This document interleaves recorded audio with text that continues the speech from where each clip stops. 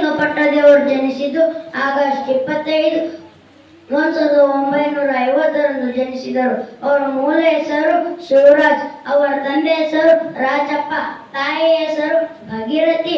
ಅವರು ಹುಟ್ಟಿದ 7 ವರ್ಷದ ತನಕ ಅವರಿಗೆ ಮಾತೇ ಬರಲಿಲ್ಲ.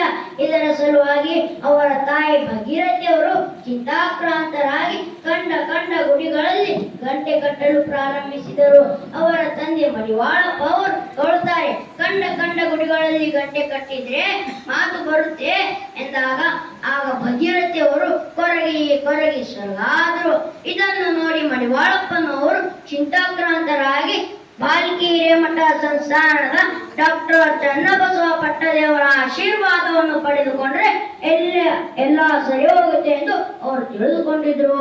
ಆಗ ಮಡಿವಾಳಪ್ಪ ಅವರ ಇಚ್ಛೆಯಂತೆ ಡಾಕ್ಟರ್ ಬಸವಲಿಂಗ ಪಟ್ಟದೇವರನ್ನು ಚನ್ನಬಸವ ಪಟ್ಟದೇವರ ಆಶೀರ್ವಾದವನ್ನು ಪಡೆದುಕೊಳ್ಳಲು ಹೋಗುತ್ತಾರೆ.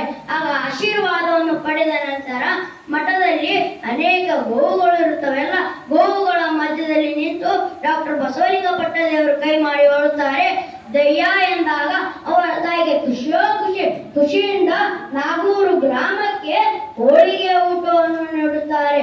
ಅವರ ಬಾಲ್ಯ ಪ್ರಾಥಮಿಕ ಶಿಕ್ಷಣವನ್ನು ಔರಾದ್ ನಗರದಲ್ಲಿ ಮುಗಿಸಿದರು. ಮತ್ತೆ ಹೈಸ್ಕೂಲ್ ಶಿಕ್ಷಣವನ್ನು ಸಹ ಔರಾದ್ನಲ್ಲಿಯೇ ಮುಗಿಸಿದರು. ಕಾಲೇಜ್ ಸಲುವಾಗಿ ಬಾಲ್ಕಿ ಅಥವಾ ಬೀದರ್ದಲ್ಲಿ ಕಾಲೇಜುಗಳಿದ್ದವು. ಅದರ ಸಲುವಾಗಿ ಅವರ ಚಿಕ್ಕಪ್ಪ ನಾಗಶೆಟ್ಟಪ್ಪ ಅವರು ಅವರಿಗೆ ಸಹಾಯವನ್ನು ಮಾಡುತ್ತಾರೆ. ಅವರು ಚನ್ನಬಸವ ಪಟ್ಟದೇವರ ಆಶ್ರಯದಲ್ಲಿಯೇ ಕಾಲೇಜು ಶಿಕ್ಷಣವನ್ನು ಪಡೆದರು. ಆಮೇಲೆ ಹೀಗೆ ಒಂದು ದಿನ ಅವರು ಶಿಕ್ಷಣದೊಂದಿಗೆ ಕಾಯಕವನ್ನು ಸಹ ಮಾಡ್ತಾ ಇದ್ರು. ದನ ಕರುಗಳಿಗೆ ಹುಲ್ಲನ್ನು ಹಾಕುವುದು, ದನ ಕರುಗಳ ಸಗಣಿಯನ್ನು ತೆಗೆಯುವುದು ಮಾಡ್ತಾ ಇದ್ರು. ಇದನ್ನು ನೋಡಿ ಚನ್ನಬಸವ ಪಟ್ಟದೇವರಿಗೆ ಖುಷಿ ಆಯಿತು. ಹೀಗೆ ಒಂದು ದಿನ ಚನ್ನಬಸವ ಪಟ್ಟದೇವರು ಅವರ ಕೊಠಡಿಗೆ ಹೋಗಿ ಕೇಳುತ್ತಾರೆ, ನೀನು ಮಠದ ಪೀಠಾಧಿಕಾರಿ ಆಗುತ್ತೀಯ ಎಂದಾಗ ಆಗ ಬಸವಲಿಂಗ ಪಟ್ಟದೇವರಿಗೆ ದಿಕ್ಕು ತೋಚದಂತಾಯಿತು. ಮೈ ಗಡಗಡನೆ ನಡುಗ ಪ್ರಾರಂಭಿಸಿತು. ಏಕೆಂದರೆ ಅವರು ಬಾಲ್ಯದಲ್ಲಿ ಇನ್ನು ವಿದ್ಯಾಭ್ಯಾಸ ಮಾಡುವ ಆಗಿದ್ರು. ಆಗ ಚನ್ನಬಸವ ಪಟ್ಟದವರಿಗೆ ಹೇಳುತ್ತಾರೆ, ನಾನು ಆಲೋಚನೆ ಮಾಡಿ ನಿಮಗೆ ಹೇಳುತ್ತೇನೆ ಎಂದು ಹೇಳುತ್ತಾರೆ. ಕೊನೆಗೆ 1978 ಬಸವ ಜಯಂತಿ ದಿನದಂದು ಬಸವಲಿಂಗ ಪಟ್ಟದೇವರಿಗೆ ಪೀಠಾಭಿಷೇಕ ಆಯಿತು. ಪಟ್ಟಾಭಿಷೇಕ ಆದ ನಂತರ ಅವರಿಗೆ ಶಿವಲಿಂಗ ಎಂಬ ಹೆಸರು ಬಂತು. ಅವರು ಬಸವ ತತ್ವದವರಾಗಿದ್ದ ಸಲುವಾಗಿ ಬಸವಲಿಂಗ ಎನ್ನುವ ಹೆಸರು ಬಂತು. ಅವರು ನವಜಾತ ಶಿಶುಗಳನ್ನು ಅಲ್ಲಿ ಇಲ್ಲಿ ಎಸೆಯಬಾರದು. ಗುರುಕುಲದಲ್ಲಿ ಮುಖ್ಯ ದ್ವಾರದಲ್ಲಿ ಮಮತೆಯ ತೊಟ್ಟಿಲು ಇದೆ, ಅಲ್ಲಿ ನಿಮಗೆ ಬೇಡವಾದ ಮಕ್ಕಳಿಗೆ ಅಲ್ಲಿ ಇಕ್ಕಿ ಆಗ ಆ ಮಕ್ಕಳಿಗೆ ಬಸವ ಶಿಶು ಎನ್ನುವ ಹೆಸರನ್ನು ನೀಡುತ್ತಾರೆ. ಅವರು ಎಷ್ಟೇ ಅಲ್ಲದೆ ಅಂಗವಿಕಲರಿಗೆ, ವಿಧವೆಯರಿಗೆ, ಅನೇಕ ಪುರುಷರಿಗೆ, ಮಹಿಳೆಯರಿಗೆ ಆಶ್ರಯವನ್ನು ನೀಡುತ್ತಾರೆ. ಬಾಲ್ಕಿ ಹಿರೇಮಠ ಸಂಸ್ಥಾನದಲ್ಲಿ ಅವರ ಆಶ್ರಯವನ್ನು ಈಗಾಗಲೂ ಸಹ ನೀಡುತ್ತಾ ಬಂದಿದ್ದಾರೆ. ಆಗಿನ ಕಾಲದಲ್ಲಿ ಚನ್ನಬಸವ ಪಟ್ಟದೇವರು ಆಶ್ರಯವನ್ನು ನೀಡಿದರು. ಅದರಂತೆ ಬಸವಲಿಂಗ ಪಟ್ಟದೇವರು ಮತ್ತು ಗುರುಬಸವ ಪಟ್ಟದೇವರು ನಡೆಸಿಕೊಂಡು ಬರ್ತಾ ಇದ್ದಾರೆ. ಇಷ್ಟು ನನ್ನ ಚಿಕ್ಕ ಭಾಷಣಕ್ಕೆ ವಿರಾಮ ನೀಡುತ್ತೇನೆ. ಮಾತನಾಡಲು ಅವಕಾಶ ಕೊಟ್ಟಕ್ಕಾಗಿ ತಮಗೆಲ್ಲರಿಗೂ ಮತ್ತೊಮ್ಮೆ ಶರಣಾರ್ಥಿ. ನನ್ನ ಮಾತಿನಲ್ಲಿ ಏನಾದರೂ ಲೋಪದೋಷಗಳು ಕಂಡು ಬಂದರೆ ನಿಮ್ಮ ಕಂದನಂತೆ ನನಗೆ ಕ್ಷಮಿಸಿಬಿಡಿ.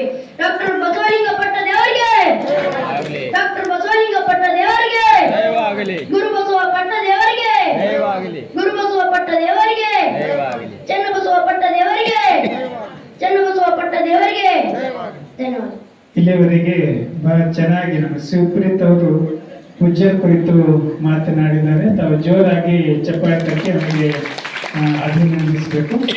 ಪೂಜ್ಯರ ಒಂದು ಮಾತುಗಳನ್ನ ಕೇಳಿ ಅವರಿಗೆ ಶರಣಾಲೋಕ ಗ್ರಂಥವನ್ನ ನೀಡ್ತಾ ಇದ್ದಾರೆ.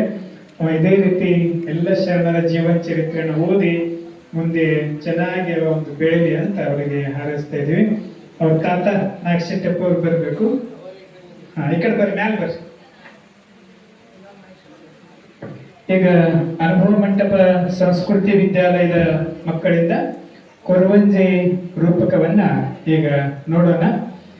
ಈಗಾಗಲೇ ಪರಮ ಪೂಜ್ಯರು ಹೇಳಿದ್ರು, ಶರಣರು ಯಾವ ರೀತಿ ವಚನಗಳನ್ನ ಬರೆದಿದ್ದಾರೆ ಅದೇ ರೀತಿ ಅನೇಕ ಸಾಹಿತ್ಯ ಕೃತಿಗಳನ್ನ ಬರೆದಿದ್ದಾರೆ. ಅದರಲ್ಲಿ ಸ್ವರ ವಚನಗಳು, ಮಂತ್ರಗೋಪ್ಯ, ಸಕೀಲಗಳು, ಈ ರೀತಿ ಬೇರೆ ಬೇರೆ ರೀತಿ ರೀತಿಯ ಸಾಹಿತ್ಯವನ್ನು ಇದೆ. ಅದರಲ್ಲಿ ಕೊರವಂಜಿ ಅಂತಕ್ಕಂಥ ಸಾಹಿತ್ಯನೂ ಇದೆ. ಅದು ಮುಂದಿನವನ ಭವಿಷ್ಯ ಯಾವ ರೀತಿ ಇರ್ತದೆ ಅಂತ ತಿಳ್ಕೊಂಡು ಬೆಳಗಿನ ವಚನಗಳು ಯಾವ ರೀತಿ ಇರ್ತಾವಲ್ಲ ಅದೇ ರೀತಿ ಈ ಒಂದು ಕೊರವಂಜಿ ಸಾಹಿತ್ಯವನ್ನಿದೆ. ಆ ಒಂದು ಕೊರವಂಜಿ ಸಾಹಿತ್ಯ ಬರೆದವರು ಅಕ್ಕಮಹಾದೇವಿ ತಾಯಿಯವರು. ಆ ಕುರಿತು ಬಹುತೇಕ ಇಲ್ಲಿವರೆಗೆ ಇಡೀ ಕರ್ನಾಟಕದಲ್ಲಿ